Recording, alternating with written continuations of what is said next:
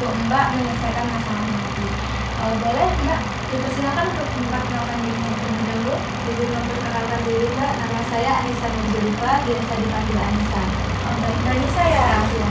Mbak Anissa rumahnya di mana? Di Makanan Bangun Mbak. Jauh ya Mbak ya. Ya. Terus tahu di sini ada informasi konseling dari mana? Dari sosial media sih Mbak, dari TikTok. Tadi perjalanan menuju ke sini itu gimana? Apakah lancar? Soalnya kan dari Waikanan itu jauh ya ke sini. Gimana perjalanan Mbak Anissa? Lumayan ini sih Mbak, padat, soalnya kan hari Senin jadi banyak orang kerja, anak sekolah gitu Mbak. Baik, Mbak Anissa ini kalau boleh tahu kegiatannya apa ya? Kebetulan saya di sini kuliah Mbak. Kuliah di mana Mbak? Di Raden Intan Mbak. Semester? Baru semester 4 sih Mbak. Baik, kalau begitu kan kita udah memperkenalkan, udah kenal satu sama lain. Kita mulai aja ya. Jadi saya akan menjelaskan sesi-sesi konselingnya, dan di sini saya akan memberitahu bahwa sesi konseling ini kita beri waktu selama 45 menit ya Mbak ya. Baik Mbak. Baik, di sini dalam sesi konseling ini Mbak Anissa bebas bisa menceritakan apapun itu. Tapi sekiranya emang cerita itu menurut Mbak Anissa privasi, boleh buat Mbak Anissa untuk nggak ceritakan. Karena permasalahan ini bisa selesai jika Mbak Anissa yang mau menyelesaikannya. Baik, kepada Mbak Anissa dipersilakan untuk menceritakan permasalahannya.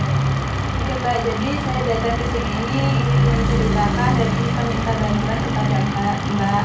Jadi saya ini kurang percaya diri Mbak. Kurang percaya dirinya dalam hal apa ya Mbak? Ketika bertemu orang baru Mbak, atau mengenali orang baru gitu, dalam lingkungan sosial. Baik, saya mengerti ya. Mungkin Mbak ini kurang percaya diri setelah bertemu dengan orang baru, terus kayak Mbak kurang nyaman mungkin ya kayak gitu Mbak. Kalau boleh tahu itu di lingkungan apa ya Mbak? Di lingkungan pertemanan atau di lingkungan apa? Di lingkungan pertemanan dan sosialnya gitu Mbak. Oh, jadi Mbak ini kurang percaya diri gitu, sama kayak nggak bisa gitu ya ketemu orang baru, kurang gitu ya. Baik, tadi kan Mbak Nisa udah menceritakan permasalahan ini ya. Dari pengalaman saya akan membantu Mbak Nisa ini dalam menyelesaikan masalahnya dengan menggunakan teknik CBT. Di mana di sini saya akan menggunakan cara yang pertama. Di sini saya akan membantu Mbak Nisa dalam menyelesaikan masalahnya dengan menggali apa sih permasalahan yang Mbak Nisa alami ini sehingga Mbak Nisa merasa seperti itu gitu ya. Baik, cara yang pertama itu di sini saya akan mengidentifikasi masalah Mbak Nisa. Baik Mbak Nisa, sebelumnya kapan sih Mbak Nisa ini terakhir kali untuk tidak percaya diri seperti cerita Mbak Nisa tadi? Untuk terakhir kali seperti itu setahun yang lalu sudah. Setahun yang lalu sudah lama ya Mbak ya. Terus apa sih yang Mbak Nisa pikirkan tentang diri Mbak Nisa sehingga seperti itu? Kadang itu kalau bertemu orang baru dalam bersosialisasi udah mikir nanti mereka bisa nerima saya duluan nggak ya gitu, mau berteman sama saya nggak ya gitu Mbak. Apakah Mbak Nisa punya bukti kalau misalnya mereka itu tidak akan menerima Mbak Nisa gitu? Apakah Mbak Nisa sudah pernah mengalami seperti itu? Apakah Mbak Nisa kayak udah pernah mengalaminya langsung gitu? Sudah pernah sih Mbak, pokoknya selalu berpikir kayak gitu. Walaupun mereka seperti itu, Mbak Nisa tetap bergabung saja gitu. Iya, sering bergabung saja. Nah, pikiran itu ya kelawan gitu Mbak, kayak pikiran saya itu nggak benar gitu kayak gitu.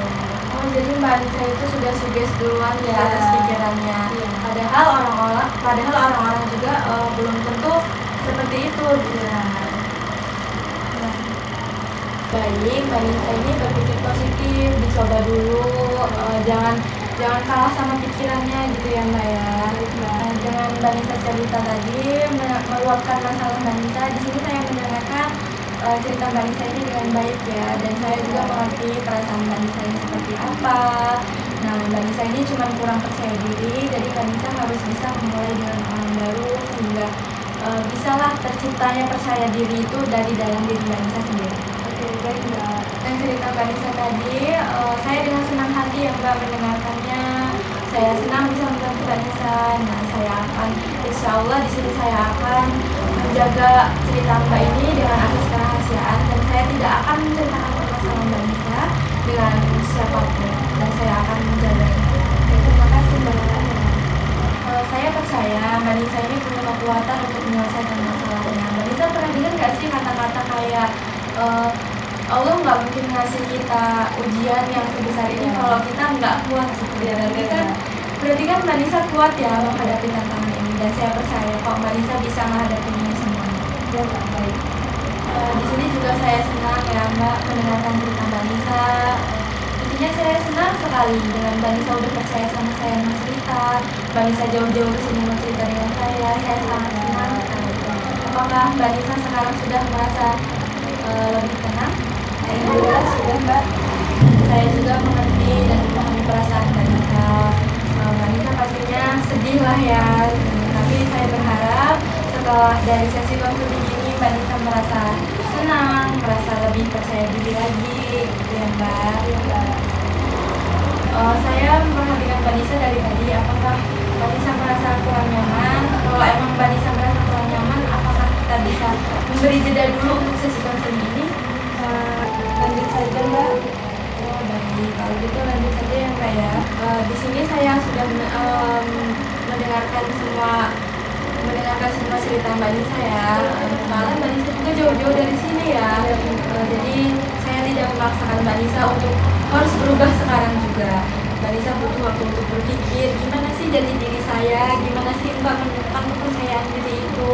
Jadi Mbak Nisa bisa berpikir lagi kalau emang Mbak Nisa itu bisa gitu untuk bersosialisasi dengan orang lain.